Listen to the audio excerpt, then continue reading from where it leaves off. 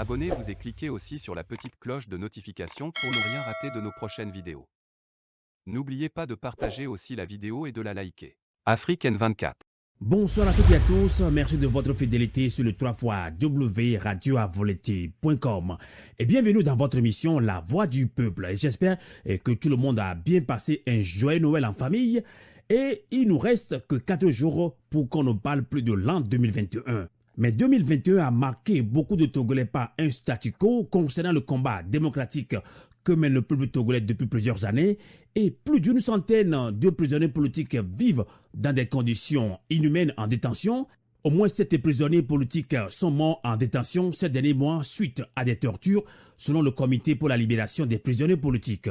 Et depuis environ 2 mois, l'activiste togolais Jean-Paul Omolou est gardé au service central de recherche et d'investigation criminelle SCRIC. Et selon ses proches, Jean-Paul Omolou est gravement malade. Depuis le 10 décembre 2021, Ferdinand Haïté, directeur de publication du bi-hebdomadaire L'Alternative, et Joël Ega, directeur de publication du journal Fraternité, sont arrêtés et déférés le vendredi 24 décembre à la prison civile de Lomé. Outrage à l'autorité publique et diffamation de fausses informations sont les charges qui sont retenues contre ces 2 journalistes. Eh bien oui, une pétition circule depuis quelques jours pour demander la libération de ces 2 journalistes. Quelle est la portée de ces pétitions? Qui sont ciblés par cette pétition? Et quel est l'objectif qui sous-tend cette initiative? Et nous aborderons ces questions avec nos invités, notamment Sylvestre Béni, directeur de publication du journal La Manchette, et Varis Sossuet, qui est porte-parole de CTS, Comité des Togolais en Suisse. 3xradioavoleti.com, on accueille en premier en ligne depuis Lomé le directeur de publication du journal La Manchette. Il est également secrétaire général du PPT, patron de la presse togolaise. Sylvestre Béni, bonsoir. Oui, bonsoir à moi, bonsoir à toutes et à tous. Si tu permets, je rectifie, c'est pas le patron, mais c'est le patronat de la presse togolaise. Voilà, le patronat de la presse togolaise. Merci, merci autant pour moi. Voilà. On accueille ici même en Suisse à Genève, Varis Sossuet. Il est porte-parole de CTS, Communauté des Togolais en Suisse. Varis Sossuet, bonsoir. Bonsoir Amos, et je dis aussi bonsoir et bonne fête à tout le monde. Merci beaucoup. Rapidement, je vais relancer d'abord, puisqu'on parle des journalistes, je vais relancer Sylvestre Béni. Je le dis tout à l'heure, il est directeur de publication du journal La Manchette. Alors, outrage à l'autorité publique, diffusion de fausses informations sont les charges retenues contre Ferdinand Haïté et Joël Ega, qui sont déférés le vendredi 24 décembre dernier à la prison civile de Lomé. Et Maître Elong Padé, qui est leur avocat, de ces 2 journalistes, a introduit 2 fois de suite des demandes de libération provisoire de ces journalistes, et l'avocat dit être déçu par la décision du procureur de maintenir Ferdinand Haïté et Joël Ega en prison. Alors Sylvestre Béni, vous êtes journaliste, je viens de le dire, on tend probablement vers un procès. Quelle est votre réaction face à cette situation?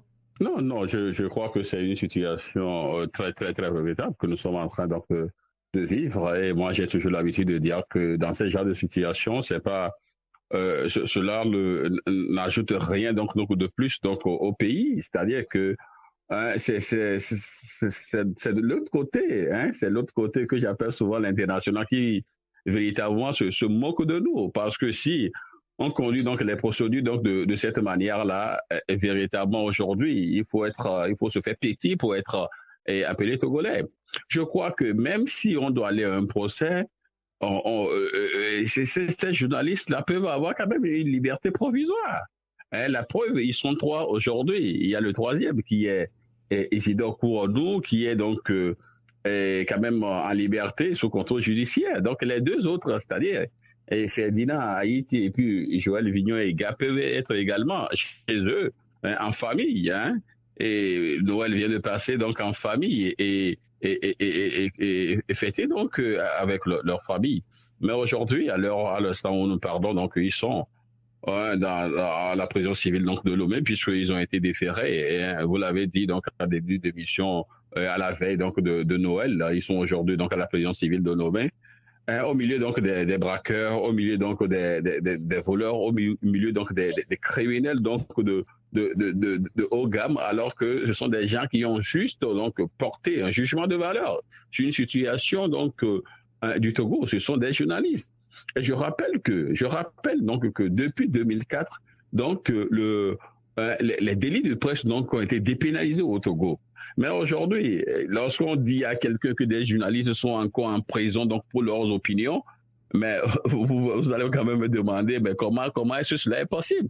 En tout cas, Sylvestre Béni, le procureur a bien expliqué. Ces journalistes donc, ont tenu propos sur une chaîne YouTube, qui ne rentre pas donc, dans le champ d'application donc, du code de la presse tel que les dispositions ont été définies. Aujourd'hui, on leur applique donc le code pénal. Exactement. Or, vous voyez, oui, on leur applique donc le code pénal. Or, ce sont des gens qui ont porté donc qui ont fait des analyses, comme nous sommes en train donc, de le faire, qui ont fait des analyses donc, sur un média social. Donc, mais c'est le juge qui apprécie, c'est le juge qui apprécie donc les faits et qui dit que non, comme YouTube, la chaîne YouTube donc n'est pas est reconnue par le code de la presse comme un média, donc on doit donc appliquer donc le code pénal.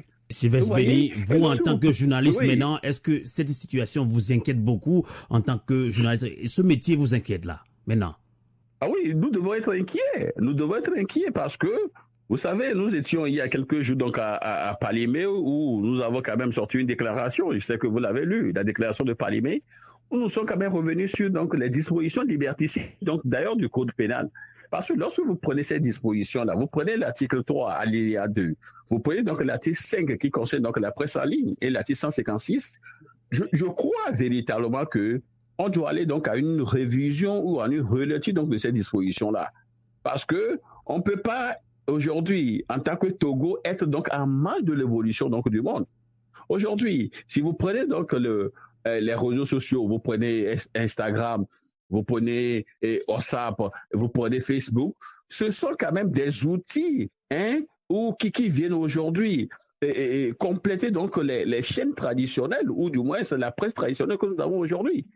Mais si on estime que les journalistes togolais, eux, doivent être en marge de l'évolution du monde et ne doivent pas utiliser ces canaux-là pour passer les informations, sensibiliser et divertir, comme le dit donc les trois créneaux donc de journalisme, je me dis que véritablement c'est comme si le Togo est à part et le monde évolue.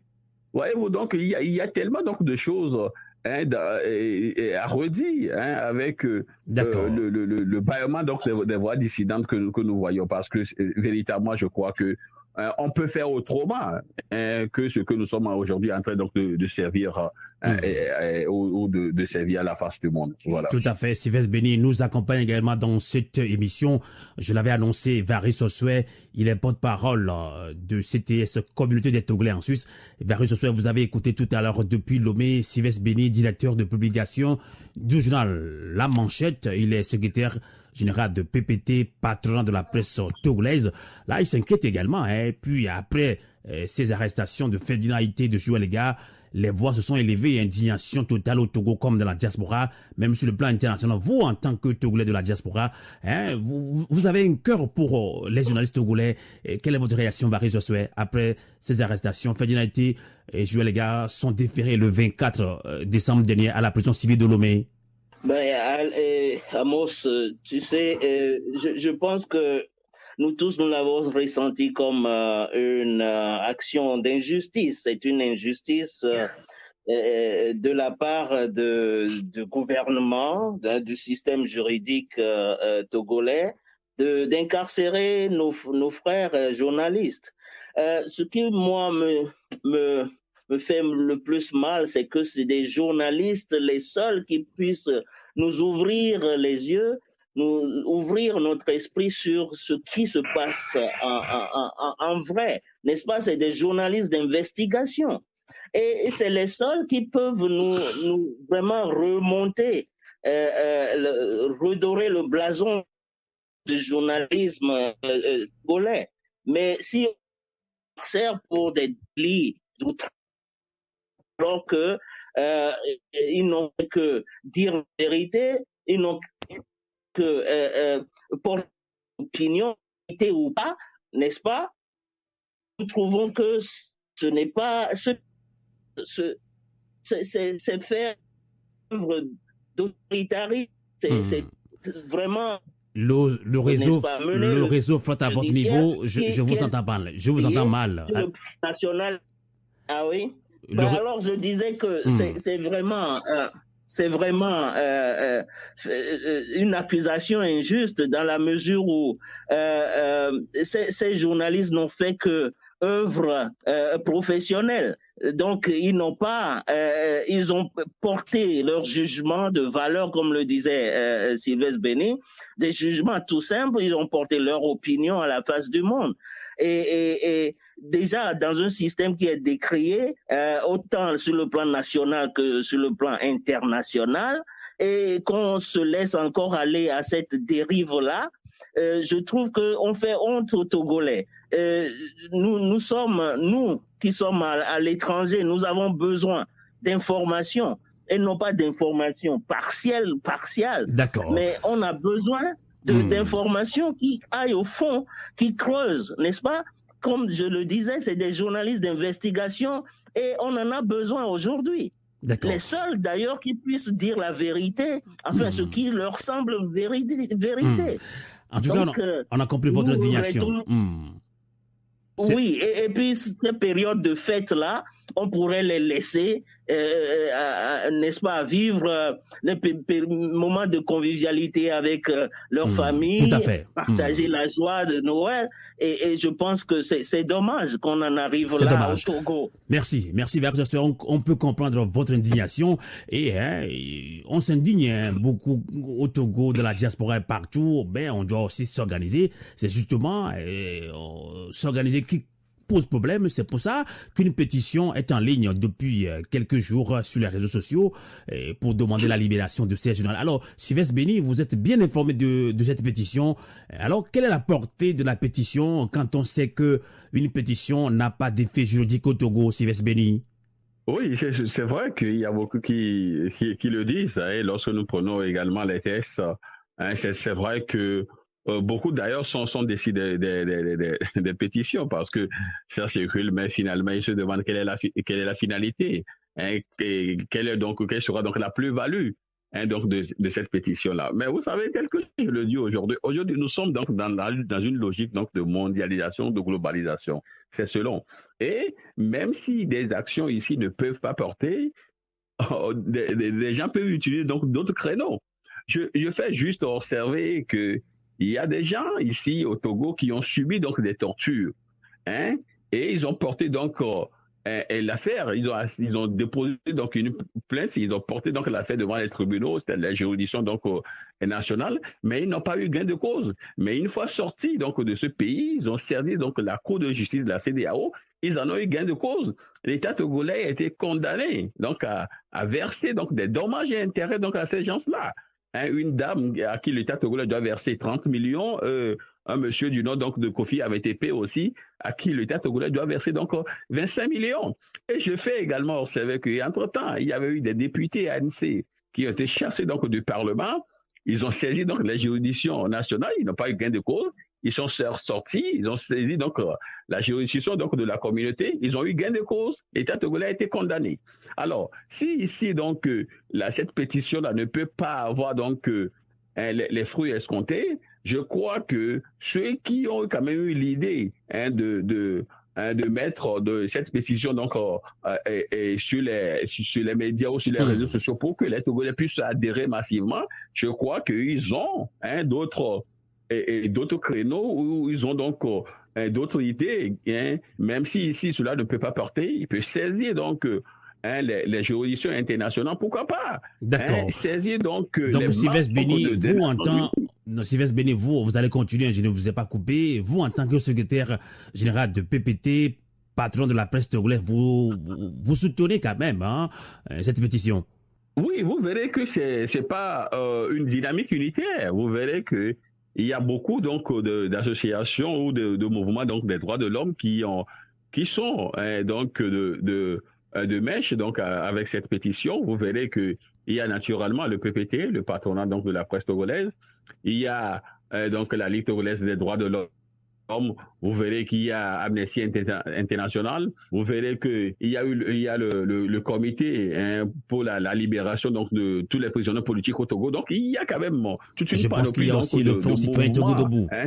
Je pense qu'il y a aussi le Front citoyen Togo debout. Exactement. Vous voyez? Donc, il y a tourné l'association tourné la page, je crois. Donc, vous verrez que c'est une dynamique collégiale qui est donc derrière cette pétition-là. Et beaucoup estiment que cela donc peut porter donc les fruits escomptés.